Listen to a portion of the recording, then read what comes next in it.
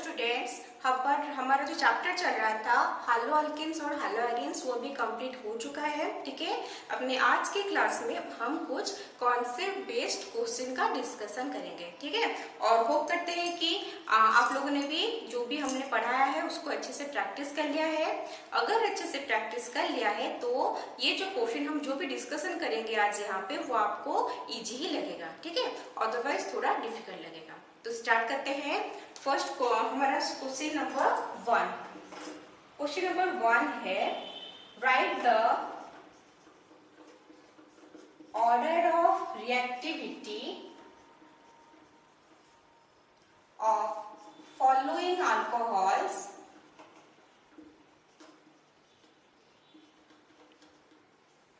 with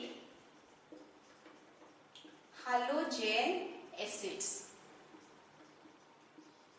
ठीक है, हमें जो फॉलोइंग अल्कोहल जो हमें जब मतलब अभी जिसका स्ट्रक्चर बनाएंगे उनमें से कौन है उनका ऑर्डर लिखना है। जो क्या करेंगे हाइड्रोजन एसिड के साथ कौन उसका रिएक्टिविटी का ऑर्डर क्या होगा। ओके, फर्स्ट बीट है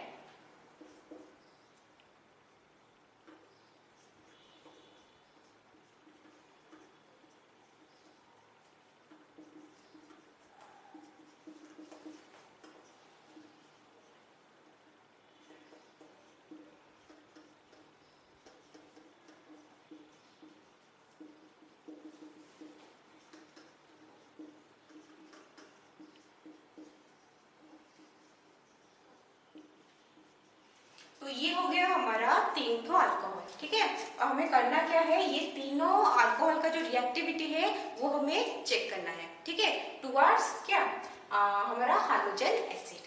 तो अभी हमें ये सोचना है कि जो इस क्या अल्कोहल का जो रिएक्टिविटी होता है वो किस चीज के ऊपर डिपेंड करता है। ठीक है, वो डिपेंड करता है अपना क्या स्टेबिलिटी ऑफ कार्बोकैटायन के ऊपर। ठीक है, स्टेबिलिटी ऑफ कार्बोकैटायन क्या है, स्टेबिलिटी ऑफ कार्बोकैटायन होता है 3 degree greater than 2 degree greater than 1 degree. मतलब हमें पहले ये चेक करना है कि कौन सा अल्कोहल जो है वो किस कैटेगरी में जाता है। ठीक है, तो ये जो फर्स्ट अल्कोहल है वो सिर्फ एक ही कार्बन के साथ अटैच है, तो ये बन गया हमारा 1 डिग्री अल्कोहल। अगर 1 डिग्री अल्कोहल है तो वो कौन सा कार्बोकैटायन देगा, 1 डिग्री मतलब प्राइमरी कार्बोकैटायन देगा। नेक्स्ट, ये जो कार्बन यहाँ पे इस कार्बन के साथ OH ग्रुप अटैच है, अभी ये कार्बन और 2 कार्बन के साथ अटैच है। ठीक है, तो ये बन गया हमारा सेकेंडरी अल्कोहल। मतलब यहाँ से जो कार्बोकैटायन फॉर्मेशन होगा वो होगा सेकेंडरी कार्बोकैटायन। ठीक है, जो लास्ट वाला है वो कार्बन 3 और कार्बन के साथ अटैच है, तो ये है हमारा टर्शियरी अल्कोहल जो हमें टर्शियरी कार्बोकैटायन बना के देगा। ठीक है, तो ये हो गया हमारा ऑर्डर। तो अभी रिएक्टिव ज्यादा कौन होगा, जिसका स्टेबिलिटी ज्यादा है। स्टेबिलिटी किसका ज्यादा है, कार्बोकैटायन का 3 डिग्री। तो यहाँ पे 3 डिग्री कहाँ पे है, बीट 3 में, तो हम लिख सकते हैं beat 3 greater than beat 2 greater than beat 1। आया सबको समझ में, लिखो।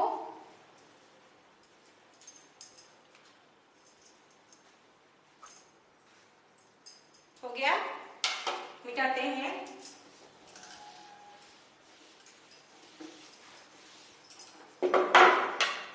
नेक्स्ट है क्वेश्चन नंबर 2। क्वेश्चन नंबर 2 में क्या लिखेंगे, विच ऑफ द फॉलोइंग अल्कोहल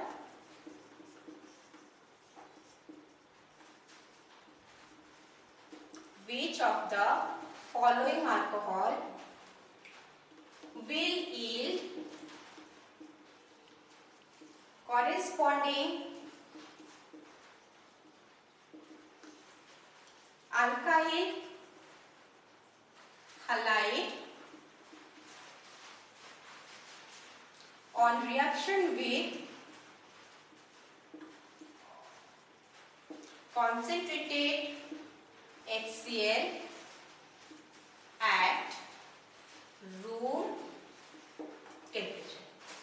तो अभी जो भी अल्कोहल का अभी हम स्ट्रक्चर बनाएंगे, हमको क्या क्या फाइंड आउट करना है, इनमें से कौन सा अल्कोहल जो है वो रूम टेम्परेचर में भी अल्काइल हैलाइड का फॉर्मेशन कर सकता है। ठीक है, कैसे करेगा, on reaction with concentrated HCl। ठीक है, तो हमारा जो ऑप्शन है वो है बीट वन कर लेते हैं, beat one CH3 CH2 CH2OH, beat two CH3 CH2 CH CH3OH, beat three CH3 CH2 CH CH3 CH2OH, beat four CH3 CH2 C, ऊपर CH3 नीचे CH3OH। ओके, तो यहाँ पे हमें करना क्या है, हमें देखना है कि कौन सा अल्कोहल है जो कॉन्सेंट्रेटेड HCl के साथ रूम टेम्परेचर में क्या करता है, ये करता है हमारा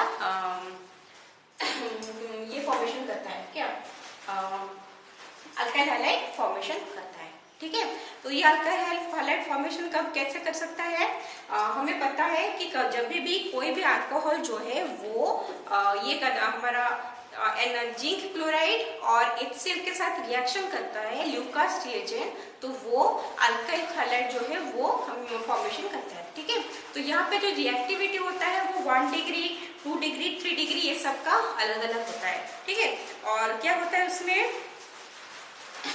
हमारा जो 3 डिग्री अल्कोहल है वो मतलब रूम टेम्परेचर बहुत ज्यादा रिएक्टिव होता है, इसलिए रूम टेम्परेचर में भी वो क्या हमारा HCl के साथ रिएक्शन कर सकता है। ठीक है, तो हमें ये चेक करना है कि इनमें से 3 डिग्री अल्कोहल कौन है। ये तो एक ही कार्बन के साथ अटैच है 1 डिग्री, ये 2 कार्बन 2 डिग्री, यहाँ पे OH ग्रुप जिस कार्बन के साथ लगा है वो सिर्फ एक के साथ अटैच है 1 डिग्री, और ये जो कार्बन बाकी 3 के साथ अटैच है, तो ये है बन गया हमारा 3 डिग्री। ठीक है, तो हमारा आंसर क्या होगा 3 डिग्री, दैट इज बीट 4। आए समझ में, लिखो आंसर।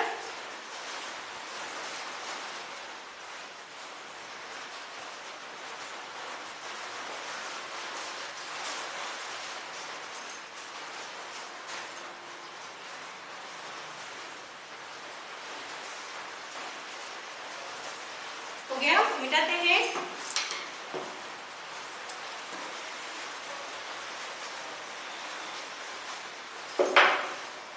नेक्स्ट है क्वेश्चन नंबर 3। ठीक है, क्वेश्चन नंबर 3 में क्या करना है, identify Y in the following reaction। ठीक है, यहाँ पे हमारा जो पहला कंपाउंड है वो है एनिलीन NaNO2 HCl, रिएजेंट रहेगा 273 278 केल्विन। ये हो गया N2Cl, यहाँ पे प्लस यहाँ पे minus, Cu2Cl2 Y plus N2। ठीक है, तो हमें ये क्वेश्चन को अभी सॉल्व करना है।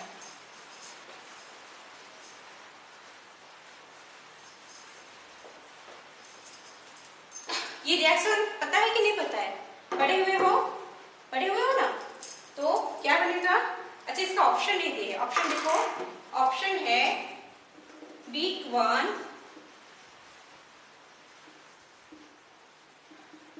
Cl मतलब क्लोरोबेंजीन, B2 बेंजीन,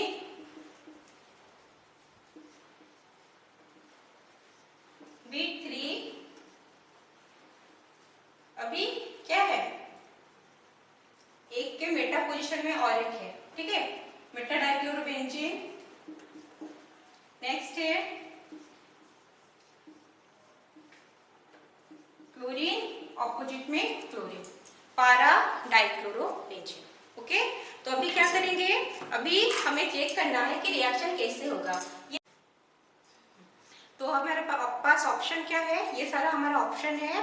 क्वेश्चन में क्या है, हमारे पास है एनिलीन, ठीक है। और ये एनिलीन जब Na2 और HCl के साथ रिएक्शन करता है और डायरेक्टली जो नाइट्रस एसिड है वो हमें फ्रेशली प्रिपेयर करना पड़ता है, जिसके लिए हमें Na2 और HCl लेना चाहिए, ठीक है। और जब वो उसके साथ रिएक्शन करता है वो देता है N2Cl, बेंजीन डायज़ोनियम क्लोराइड, ठीक है। और ये बेंजीन डायज़ोनियम क्लोराइड के साथ अगर हम क्यूप्रस क्लोराइड लेंगे तो वो क्या होगा, यहाँ पे आके क्लोरीन एटम अटैच हो जाएगा, ठीक है। अगर क्यूप्रस ब्रोमाइड लेते तो ब्रोमीन आके अटैच होता, ओके। तो क्योंकि क्यूप्रस क्लोराइड ले है तो हमें मिलेगा क्लोरोबेंजीन, इस जगह पे सिर्फ क्लोरीन आके लगेगा। तो हमारा कौन सा ऑप्शन करेक्ट होगा, ये होगा हमारा B1, ओके। आया समझ में, लिख लो इसको।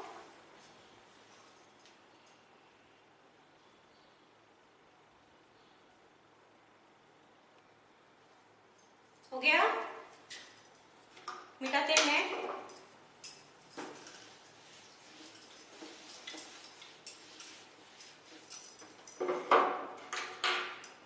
नंबर 4, टॉल्यूइन, लिखो question. Toluene reacts with a halogen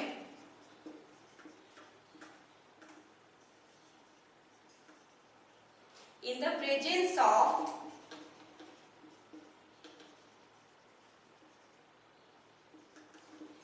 iron 3 chloride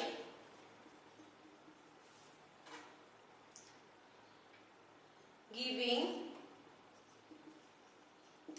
ortho and para halo compounds.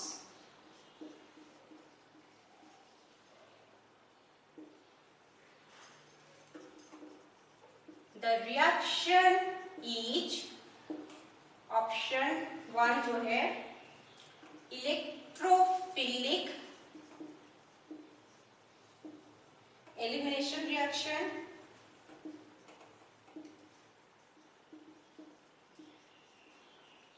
Second option electrophilic substitution reaction, B3 free radical addition reaction, B4 nucleophilic substitution reaction, ठीक है। हमें यहाँ पे क्या करना है, टॉल्यूइन जो है वो रिएक्शन कर रहा है with halogen in the presence of iron 3 chloride. Iron 3 chloride मतलब FeCl3, ठीक है। और वो क्या करेगा, ऑर्थो एंड पारा हेलो कंपाउंड फॉर्मेशन कर रहा है, ठीक है। ऑर्थो एंड पारा हेलो कंपाउंड फॉर्मेशन कर रहा है मतलब हम इस रिएक्शन को थोड़ा लिखने की कोशिश करते हैं। टॉल्यूइन CH3 लग गया, ये है हमारा टॉल्यूइन, ठीक है। वो रिएक्शन कर रहा है विथ आयरन 3 क्लोराइड मतलब FeCl3। आयरन 3 मतलब जो आयरन का वैलेंसी हो 3 है, आयरन का 2 वैलेंसी होता है, 2 भी हो सकता है, यहाँ पे 3 भी हो सकता है। तो यहाँ पे 3 है, 3 हुआ तो नाम हो गया फेरिक क्लोराइड, 2 होगा तो नाम होगा फेरस क्लोराइड, ओके। तो FeCl3 के साथ रिएक्ट करके वो क्या दे रहा है, ऑर्थो एंड पारा हेलो कंपाउंड्स, मतलब मिथाइल ग्रुप जो पहले से है टॉल्यूइन में वो तो रहेगा, उसके ऑर्थो पोजीशन में एक क्लोरीन वाला प्रोडक्ट मिलेगा, और पारा हेलो कंपाउंड मतलब मिथाइल ग्रुप जहां अटैच था वहां रहेगा, उसके पारा पोजीशन में और एक हाइड्रोजन जो है वो अटैच होगा, ठीक है। तो अभी हमें चेक करना है कि उस रिएक्शन का मैकेनिज्म क्या है, कौन से रिएक्शन मैकेनिज्म के अंडर में आता है। फर्स्ट क्या है, इलेक्ट्रोफिलिक एलिमिनेशन रिएक्शन, कुछ होता नहीं है। Electrophilic substitution reaction, electrophilic substitution reaction क्या है, मतलब इलेक्ट्रोफाइल आएगा और आके किसी को सब्स्टिट्यूट करके लगेगा, ठीक है। फ्री रेडिकल तो यहाँ पे तो होता नहीं है, और न्यूक्लियोफिलिक सब्स्टिट्यूशन रिएक्शन, जितना भी एराइल हैलाइड है वो 2 कैटेगरी का रिएक्शन मैकेनिज्म फॉलो करता है। पहला है न्यूक्लियोफिलिक सब्स्टिट्यूशन रिएक्शन ओके, जो लगा हुआ है ग्रुप वो निकलेगा और न्यूक्लियोफाइल आके अटैच होगा। ओके, और दूसरा फॉलो करता है इलेक्ट्रोफिलिक सब्स्टिट्यूशन रिएक्शन, मतलब इलेक्ट्रोफाइल आएगा, जो ग्रुप पहले से है वहां रहेगा, ठीक है, और उस ग्रुप के हिसाब से ऑर्थो या मेटा या पारा, कोई मेटा में तो होता नहीं है, इलेक्ट्रॉन डेंसिटी कहाँ रहता है, लास्ट क्लास पढ़े हैं, ऑर्थो पोजीशन में इलेक्ट्रॉन डेंसिटी रहता है, पारा पोजीशन में रहता है। तो अगर बाहर से कोई इलेक्ट्रोफाइल आएगा, इलेक्ट्रोफाइल मतलब जिसको इलेक्ट्रॉन चाहिए, ठीक है, तो वो जो इलेक्ट्रोफाइल आता है वो ऑर्थो और पारा में अटैक करता है। यहाँ पे जो ग्रुप था पहले, CH3 पहले था, अभी भी CH3 प्रेजेंट है, कहाँ पे अटैक हुआ है, ऑर्थो में हुआ है और पारा में हुआ है, मतलब ऑर्थो और पारा में अटैक होने का मतलब है कि जो भी अटैक किया है वो इलेक्ट्रोफाइल ने किया है, ठीक है। तो वो जो इलेक्ट्रोफाइल ने किया है इस जगह पे क्यों किया है, क्योंकि यहाँ पे इलेक्ट्रॉन डेंसिटी ज्यादा है, तो ये इलेक्ट्रोफिलिक रिएक्शन है। नेक्स्ट, जब ये यहाँ पे आएगा, यहाँ पे तो हाइड्रोजन प्रेजेंट है पहले से, हर कार्बन के साथ हाइड्रोजन रहता है, तो वो हाइड्रोजन को वो रिप्लेस करके क्लोरीन अंदर आता है, ठीक है, तो ये हमारा बन गया क्या, इलेक्ट्रोफिलिक सब्स्टिट्यूशन रिएक्शन, ठीक है, पढ़े हुए हो इसको भी। ओके, लिख लो इसको आंसर इसका।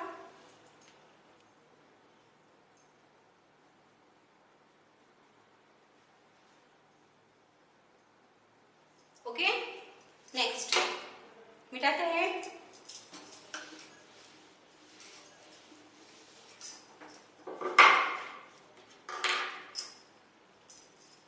Question number 5, write an example of, देखो, write an example of halogen exchange reaction, write the example of an halogen exchange reaction, ठीक है। तो ये हालोजन एक्सचेंज रिएक्शन क्या होता है, हालोजन एक्सचेंज रिएक्शन में एक हालोजन पहले से प्रेजेंट होगा, ठीक है, और उसका हम क्या एक्सचेंज होगा विद अनदर हालोजन, ओके। तो ये कौन से केस में होता है, मतलब कौन से हालोजन डेरिवेटिव के लिए होता है, वो मेनली होता है हमारा आयोडो बनने के लिए, ठीक है। और इसके लिए हम क्या करते हैं, जो जनरल फॉर्मूला है इसका वो है, इसको भी पढ़े हुए हो, Rx plus NaI gives Ri plus NaX, ठीक है, पढ़े हुए हो। यहाँ पे R के साथ X कोई भी हो सकता है, क्लोरीन हो सकता है, ब्रोमीन हो सकता है, ठीक है, मतलब CH3Cl ले लिए और उसको NaI के साथ रिएक्ट कर दिए, वो देगा CH3I प्लस NaCl। सेम हो सकता है ब्रोमीन के साथ भी हो सकता है ना। तो ये जो रिएक्शन था ये हम पहले से पढ़े हुए हैं, ठीक है। और क्यों ऐसा हम क्यों करते हैं, क्योंकि जैसे डायरेक्ट हैलोजिनेशन में आयोडीन का सब्स्टिट्यूशन होना मुश्किल होता है, HI का फॉर्मेशन हो जाता है और HI स्ट्रॉन्ग रिड्यूसिंग एजेंट है, इसलिए बैकवर्ड रिएक्शन करता है, पढ़े हुए हो, पहला जो केमिकल प्रॉपर्टीज में B1 में था वो वाला, ठीक है। और ये जो रिएक्शन है इसका एक स्पेशल नाम है, ओके, नाम याद आ रहा है कुछ, क्या था स्पेशल नाम, फिंकलस्टीन रिएक्शन, क्या है, फिंकलस्टीन रिएक्शन, ओके, हो गया, लिखो।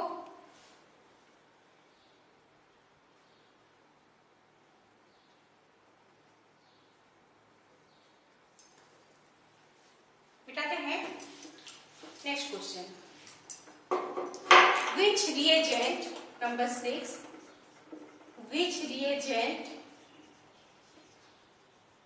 will be used in, लिखो, will be used in the following reaction, which reagent will be used in the following reaction।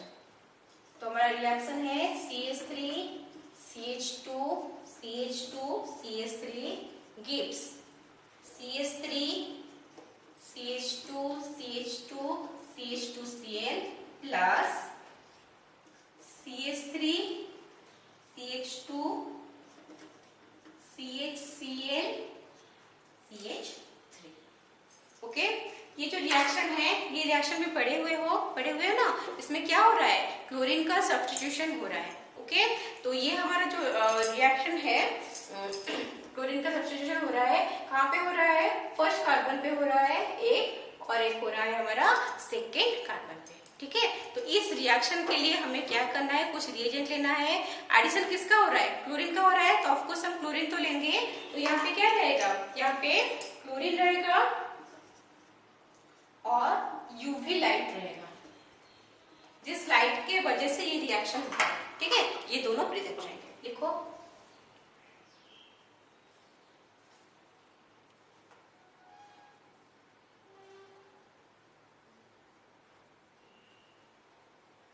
हो गया। Next question, arrange the following compounds. देखो, arrange the following compounds in increasing order of their densities, in increasing order of their densities।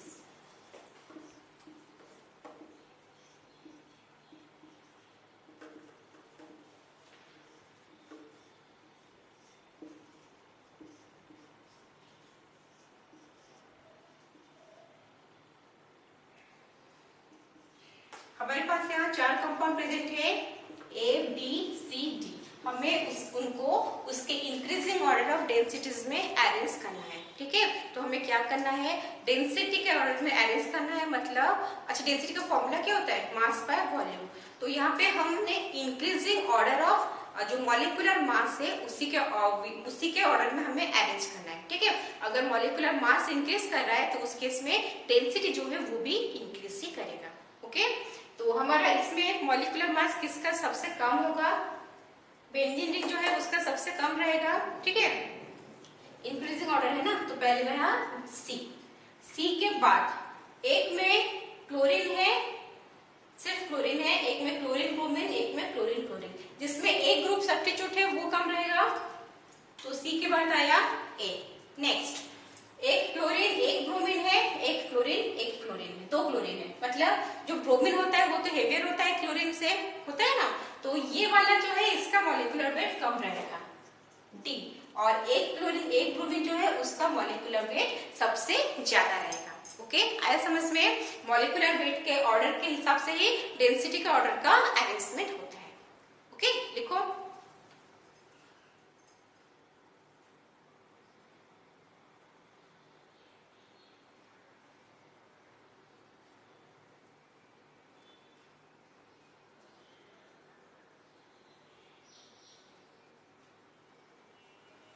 हो गया, मिटाते हैं। Next question लिखो, arrange the following compounds, arrange the following compounds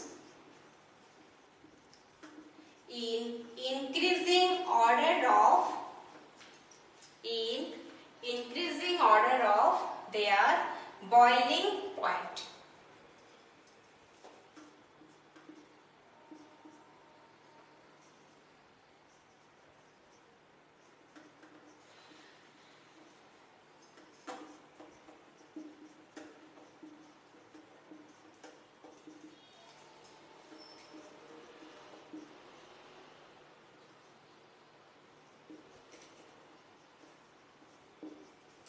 increasing order of boiling point कैसे निकलेगा, हम physical properties में पढ़े हुए हैं एल्केन का। अगर ब्रांचिंग जितना इंक्रीज होगा, ठीक है, जितना ब्रांचिंग इंक्रीज होगा उसका बॉइलिंग पॉइंट उतना कम होगा। जितना स्ट्रेट लाइन कंपाउंड रहेगा उसका बॉइलिंग पॉइंट उतना ज्यादा होगा। क्यों? क्योंकि अगर ब्रांचिंग होता है तो सरफेस एरिया जो है वो उस हिसाब से कम हो जाता है।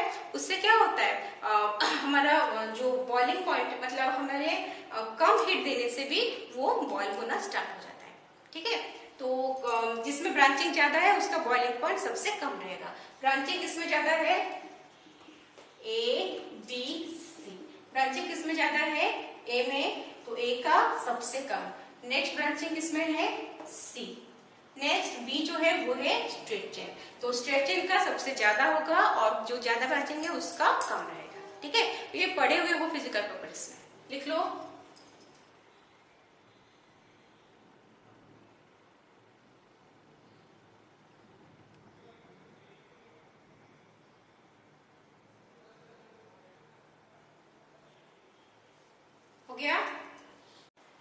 गया, मिटाते हैं।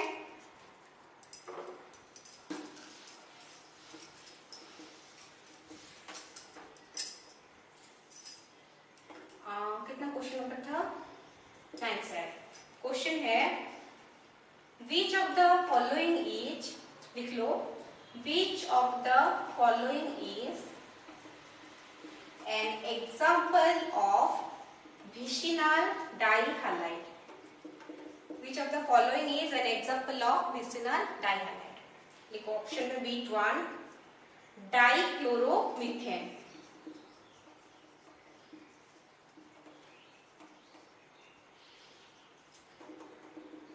B2 1,2 dichloroethane,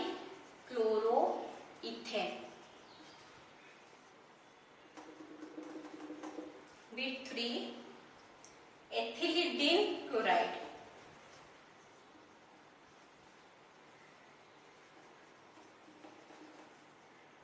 B4 allyl chloride. ठीक है, तो इनमें से विसिनल डाइहैलाइड कौन है?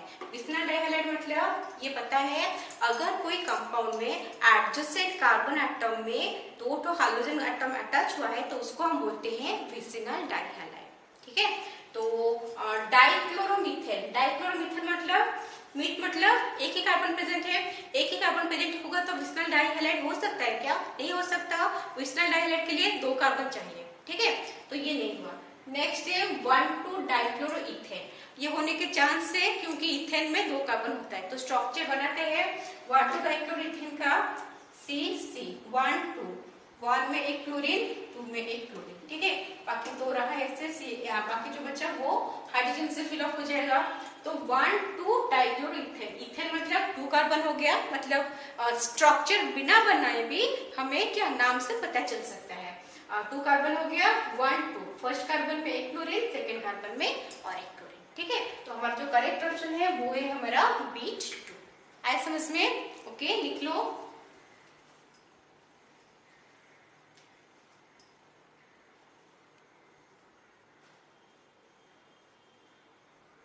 हो गया? Next question, the position of bromine, the position of bromine in compound CH3 single bond CH double bond CH CBr CH3 whole 2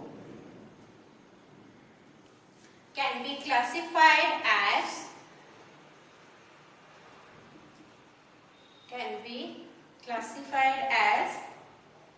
B1 allyl, B2 aryl, B3 vinyl, B4 secondary. Okay, यहाँ पे क्या है question में, ये जो compound दिया गया है ये कंपाउंड, इसमें क्या करना है, ब्रोमीन का जो पोजीशन है हम उसे किस में क्लासिफाई कर सकते हैं। ठीक है, अलाइल, अराइल, विनाइल या सेकेंडरी। तो क्या हमें इसको थोड़ा अच्छे से बना के देखते हैं structure. CH3 single bond CH double bond CH single bond C जिसमें ब्रोमीन लगा है और CH3O2 मतलब 2 CH3 लगा है। ठीक है, तो ब्रोमीन का नेचर क्या होगा, यहाँ पे ब्रोमीन कौन से कार्बन के साथ अटैच है? डबल बॉन्डेड कार्बन है दोनों, उसके मतलब डबल बॉन्डेड कार्बन के साथ जो कार्बन है उसके साथ अटैच है। ठीक है, अगर डबल बॉन्डेड कार्बन के साथ जो कार्बन अटैच है उसके साथ ये ब्रोमीन अटैच है तो ये हो गया हमारा अलाइलिक कार्बन। ठीक है, डबल बॉन्डेड के साथ जो कार्बन के साथ हाइड्रोजन अटैच रहता है उसको हम बोलते हैं एलाइलिक हैलाइड। ठीक है, तो ये हमारा बन गया एलाइलिक और एलाइड क्या उसका नेचर है एलाइड। ओके, लिखो।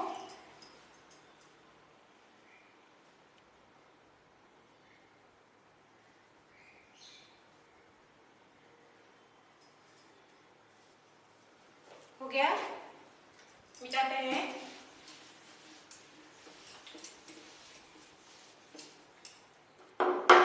Next question,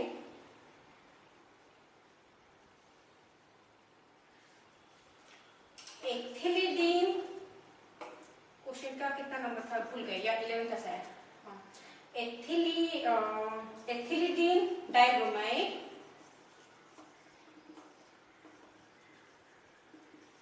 is an example of, लिखो, ethylidene dibromide is an example of vicinal dihalide, beat2, gem dihalide, beat3, allyl halide, beat4, vinyl halide। Okay, तो यहाँ पे क्या होगा, एथिलीडीन डाइब्रोमाइड मतलब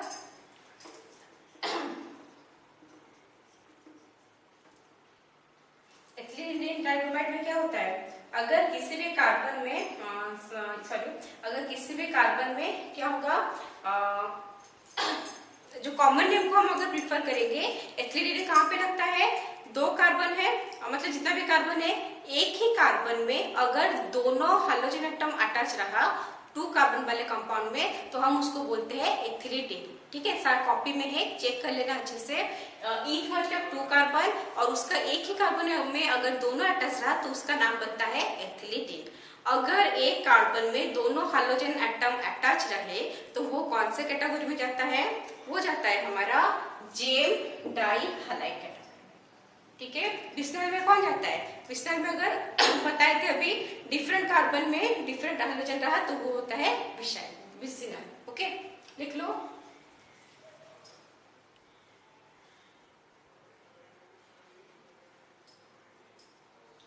नेक्स्ट क्वेश्चन, फाइंड ए, लिखो, find A in the following reaction.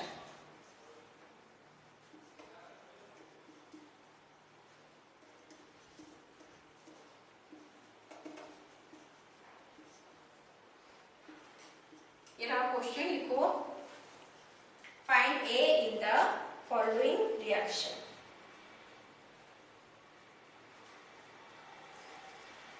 हो गया, यहाँ पे क्या होगा, HCl रहने से क्या होता है, यहाँ पे एक डबल बॉन्ड है, डबल बॉन्ड के साथ HCl ऐड होता है। ठीक है, HCl कैसे ऐड होगा, अभी बेंजीन रिंग का कुछ काम है नहीं, क्योंकि HCl से बेंजीन रिंग में कुछ चेंजेस होने वाला है नहीं, ना कि इलेक्ट्रोफाइल एडिशन भी नहीं हो सकता। ठीक है, और क्या कुछ भी नहीं हो सकता। यहाँ पे जो अल्काइल ग्रुप लगा हुआ है वो ही हमारा मेन चीज है। डबल बॉन्ड लगा हुआ है, एडिशन होगा HCl का, डबल बॉन्ड के दोनों तरफ एडिशन होता है। ठीक है, दोनों कार्बन में एडिशन होता है। कैसे एडिशन होगा, 3 कार्बन है, मार्कोनिकॉफ फ्लूइड लगेगा क्या, और डबल बॉन्डेड उसी कार्बन के पास क्लोरीन एटम जाएगा जिसके पास less number of hydrogen atom present है। इस क्लोरीन 2 कार्बन है, ये कार्बन के पास less number of hydrogen atom present है, तो क्लोरीन इसी कार्बन के पास जाएगा। ठीक है, तो हमारा क्या बना स्ट्रक्चर, ए क्या होगा, बेंजीन रिंग, ऊपर CH2 CH था, क्लोरीन आके अटैच हुआ है CH Cl, और यहाँ पे हाइड्रोजन आ गया CH3, तो ये है हमारा A। ठीक है, आया समझ में, लिखो।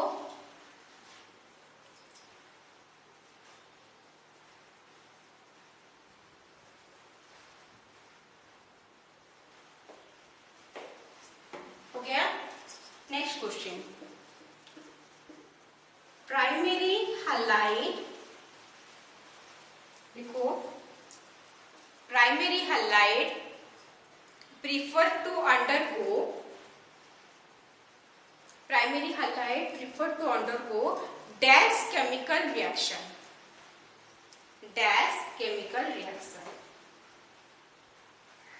प्राइमरी हैलाइड मतलब ये हालो अल्केन के ऊपर क्वेश्चन है, ठीक है। हालो अल्केन यूजुअली क्या शो करता है, न्यूक्लियोफिलिक सब्स्टिट्यूशन रिएक्शन शो करता है, SN1 एंड SN2। और हमें ये पता है जो टर्शियरी होते हैं अल्काइल हैलाइड वो SN1 फॉलो करते हैं यूजुअली, और जो प्राइमरी होता है वो SN2 फॉलो करते हैं। हमारे क्वेश्चन में प्राइमरी है तो वो क्या फॉलो करेगा, SN2 रिएक्शन फॉलो करेगा, ठीक है। आया समझ में? तो आज के लिए इतना क्वेश्चन रहने देते हैं, ओके।